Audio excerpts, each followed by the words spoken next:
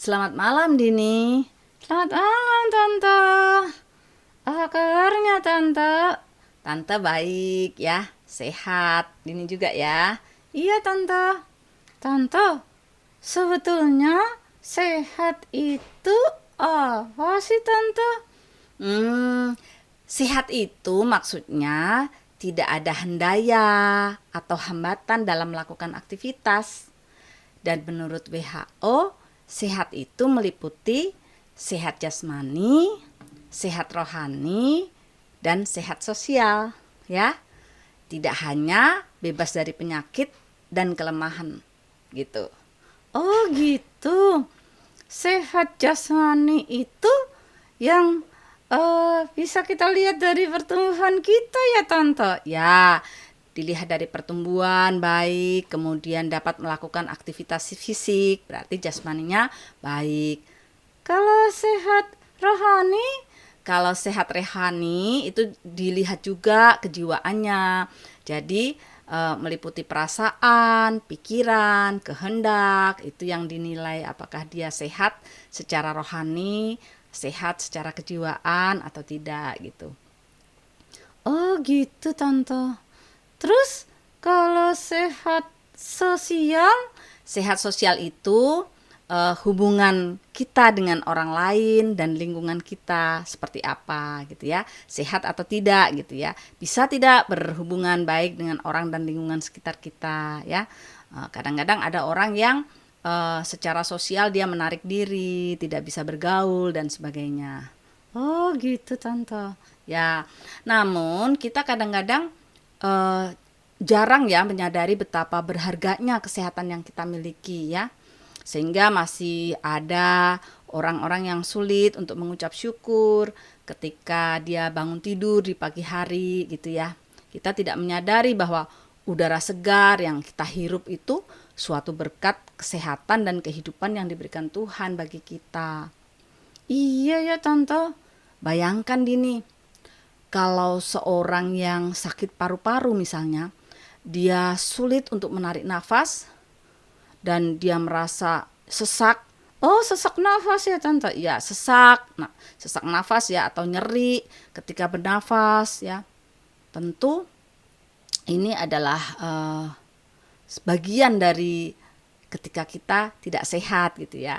Jadi kalau kita bangun dan kita bisa menghidup udara segar berarti memang itulah kesehatan yang kita miliki ya. Demikian juga jantung kita, ketika jantung kita berdetak, nah itu berarti itu suatu berkat kehidupan yang Tuhan berikan bagi kita. Karena dengan jantung berdetak berarti kita hidup. Ya, kita hidup. Lalu ketika kita membuka mata ya, bangun tidur kita membuka mata, kita melihat sekeliling kita dengan jelas. Dan kemudian kita mendengar bunyi jam ya berdetak ya, yang membuat kita ingat aktivitas kita yang harus kita lakukan pagi itu. Kemudian juga kemudian kita mencium bau masakan yang sudah disiapkan untuk sarapan pagi. Lalu kita bisa mengecap bagaimana nikmatnya sarapan kita di pagi itu. Nah, itu semua adalah menunjukkan bahwa panca indera yang diberikan Tuhan bagi kita bekerja dengan baik, berfungsi dengan baik. Itu adalah berkat kesehatan buat kita. Andai saja ada satu saja yang bermasalah, maka tentu membuat kehidupan kita terasa tidak seimbang gitu. Iya ya, Tante. Nah, berapa banyak investasi yang kita miliki dengan kesehatan yang diberikan Tuhan itu? Kalau kita berbicara rupiah, tentu sangat mengejutkan Dini. Kenapa, Tante? Iya, sebagai contoh nih, misalnya berapa banyak yang bisa kita hemat dengan kita memiliki ginjal yang sehat dan berfungsi baik.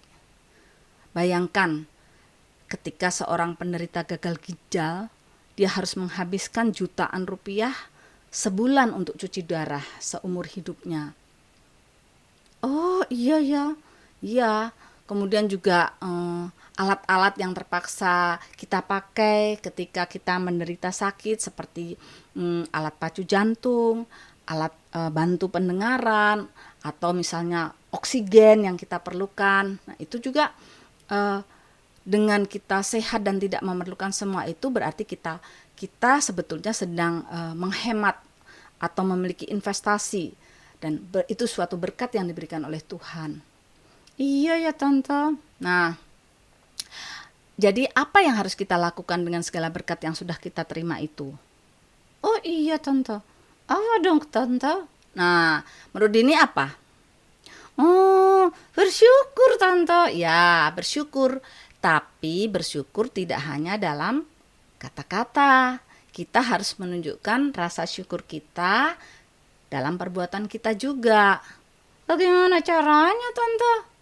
Ya, kita melakukan kewajiban kita, melakukan tanggung jawab kita. Misalnya Dini sekolah, berarti Dini harus belajar dengan sebaik-baiknya. Tante bekerja, berarti Tante harus bekerja dengan sebaik-baiknya. Kita harus melakukan apa yang diperintahkan Tuhan. Kita harus menyenangkan hati Tuhan. Kita harus melayani. Nah, itu semua adalah bentuk ungkapan syukur kita, karena kita telah diberikan kesehatan dan kita bisa beraktivitas. Jadi kita gunakan kesempatan dan waktu yang ada dengan aktivitas kita yang bisa bermanfaat buat yang lain gitu, Dini. Oh iya ya. Terus kalau kita sakit, berarti kita nggak bisa bersyukur dong Tante. Kita tetap bisa bersyukur dan harus bersyukur. Loh, Kenapa Tante? iya, karena kondisi sakit atau penderitaan yang kita alami itu terkadang diizinkan Tuhan untuk membentuk kita. Jadi karena kita dibentuk Tuhan melalui sakit kita, kita pun tetap bisa bersyukur gitu ya. Mungkin itu dipakai Tuhan supaya kita bisa introspeksi diri ya, kita melihat diri kita ke dalam. Apakah mungkin ini terjadi karena kesalahan kita dengan pola hidup yang salah atau pola makan yang salah, atau mungkin kekurang hati-hatian kita sehingga akhirnya kita menjadi sakit itu. Tapi penyakit juga diizinkan Tuhan juga untuk membuat kita makin dekat dengan Tuhan. Karena dalam keadaan yang demikian biasanya kita banyak merenung, banyak berdoa, banyak berkomunikasi dengan Tuhan. Kita memiliki banyak waktu dengan Tuhan di dalam istirahat kita. Jadi kita akan menjadi semakin mengenal Tuhan, kita menjadi semakin dekat dengan Tuhan. Nah, itu berarti itu juga berkat buat kita ya. Berkat yang membuat kita masih bisa dan harus bisa bersyukur gitu. Oh iya ya Tante. Nah, kondisi sakit ini juga bisa diizinkan Tuhan juga untuk menunjukkan kasih dan kuasa Tuhan dalam hidup kita. Maksudnya gimana Tante? Dini ingat nggak cerita Paulus yang ditulis Paulus dalam suratnya kepada jemaat di Korintus? Yang gimana Tante? Nah, waktu itu Paulus merasa ada duri dalam dagingnya. Dan dia sudah meminta Tuhan untuk mengambil duri itu. Ya, duri itu adalah penyakit yang dideritanya itu, sampai 3 kali dia meminta. Tapi Tuhan berkata, cukuplah kasih karuniaku bagimu. Karena di dalam kelemahanmu lah kuasaku menjadi sempurna gitu.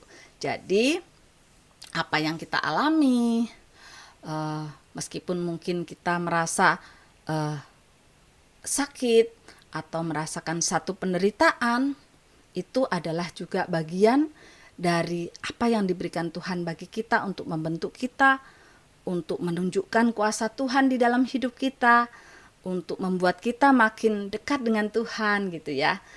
Dan kita di dalam kondisi tersebut kita masih bisa bersyukur dan harus tetap bersyukur gitu, Dini. Oh iya ya. Jadi penyakit itu bukan karena dosa kita ya Tante. Nah, kalau masalah dosa, itu dosa atau tidak itu adalah otoritas Tuhan. Jadi hanya Tuhan yang tahu. Tapi bagian kita adalah kita mengenali diri sendiri atau introspeksi kepada diri kita untuk memperbaiki diri kita dan bersyukur atas kondisi apapun yang kita alami. Karena suka dan duka diberikan Tuhan untuk kebaikan kita.